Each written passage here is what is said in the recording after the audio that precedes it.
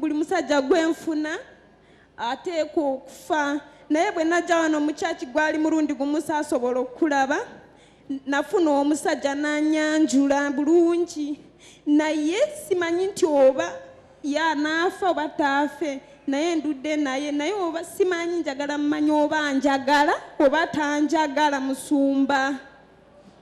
Okay. All right. Look at me. Tunuulira Musumba. Tunuulira Mpeta. Look into the ring.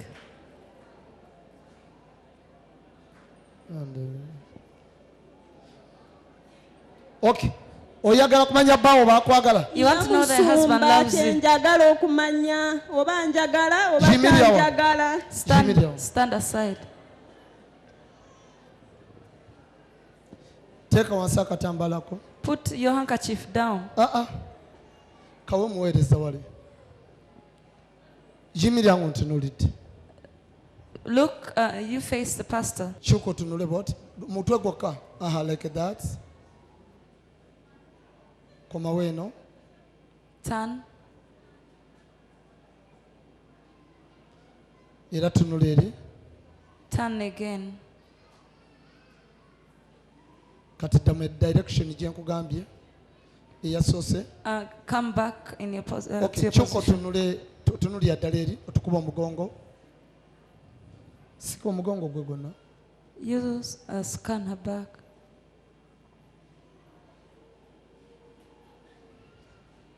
Kati komawo. Turn around.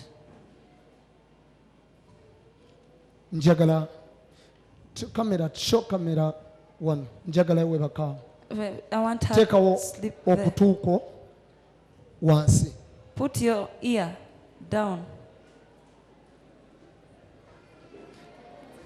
Muleke. Guno mukono guveewo. Okay. Dindako. Njagala nkuteeke wano empeta. I want to put a ring down here. Okay, you wait. Gwe vaayo wakazindaalo. Omukyalo mukono gukomyewo guno. Bring back your hand. Omukono gukomyewo eno. Now. Kakati. Ngenda kulagira baawo gyali. I'm going to command your husband wherever he is. Awandike ka note. He writes a note. Akapapula. On a piece of paper. Kayitire mu ttaka. It goes through the ground. Kajje mu ngalo zo. Up to your hands. Right now. Tokaba. Right now. Tokaba. Right now. Kakati. Ndagira gyali awandika ekigambo. Command ekiva ku ntebe y'omutima gwe. Your husband to say whatever is in the bottom of whether he loves you. I want him to write it. It goes through the ground and then it comes to your hands. Right now. Katikati. Right now. Katikati. Right now. Katikati. Right now. Katikati. Look at one. Tunula mu ngalo zo. Tunula mu ngalo zo. Tunula mu ngalo zo. Tunula. Hey! Hey! You open! Hey! Sumulula! Stand up! Stand up! Sumulula! Stand up! Sumulula microphone! Stand up! Sumulula! Sumulula! Sumulula! Tata! Hey! Today! Awuze. Sumulula tubuli ebigambo ebirimu. Stand up! Sumulula! Open up and show us. Sumulula. Agambye ki? What does it say? Agambye ki?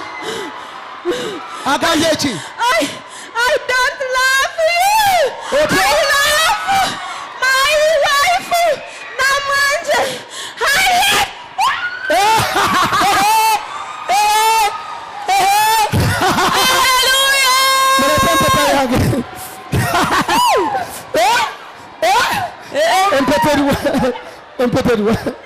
Ruth, what the link?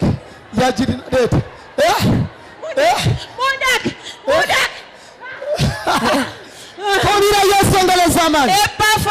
To Jesus. Cannot Kaliwa. Show the screen. Kalaga Show the screen. Lagabantu. Agambye ki? What does it say? I don't love you. I love my wife Namanje Arieti.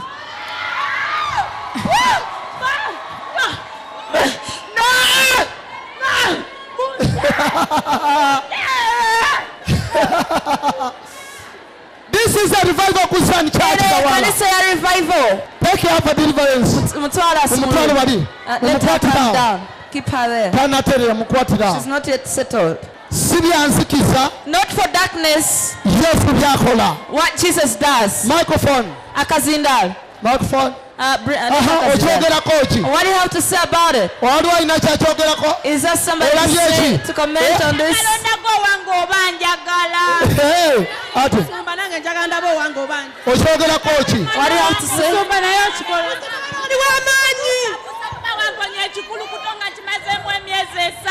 Hey. Wanji? What have you seen? Nkakasiza ddala bituufu naye lumu nali ku cheap hardware Wanji yogera nali ku cheap hardware ne balaga oli omwana yalwala siriimu kati naye nina bye ngenza okugula ne mbeetegereza nga boogera ne mbawuliriza ne bagamba pastor lwaki teyasoose kugamba muwala ajjemu akebere ensawo ze ne bagamba pastor yafuuse simanyi mufuusa naye nze nkikakasiza era we naddayo nja kubabuulira ekituufu. Kubira Yesu engalo z'amaanyi. Show us on the screen again. This one. Kakwate bulungi. You hold it well. Yes. It say what? Agambye atya? Tusomere Jackie. I don't love you. I love my wife, Namwanje Harriet. Where is she? Alirudda. Where's the lady?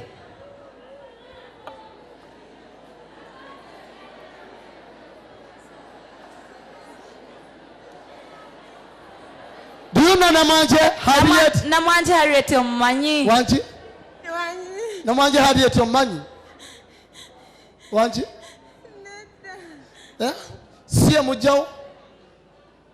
Ani Namwanje Harriet? Ye mujja wange naye ye first reading the wakubiri. Nawe kati akubulidde amazima. Anti obadde oyagala kumanya. Mbadde taata njagala mmanye. Kati akugambye. Now he has said it. You read it. Sorry. You read it. I don't love you. I love my wife. Namwanje Harriet. Why? Why? 6 months. Mazeni akamukaga ngane na yene na chitanjagala nsajega nakalaji. Ngatenze kuwagala.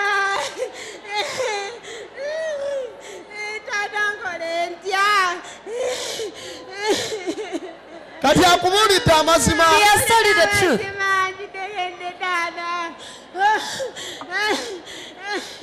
Kikyo kyakugambye. The statement is there. Mama kituufu.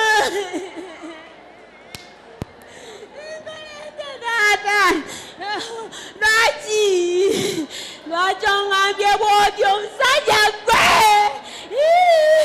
Lwaki gwe? Lwaki ongambye bw'ati?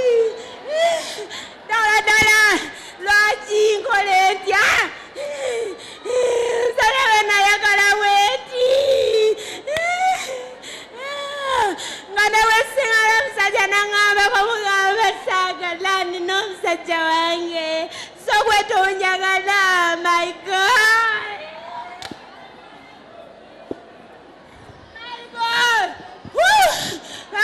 He loved Namwanje Harriet. Ayagala Namwanje.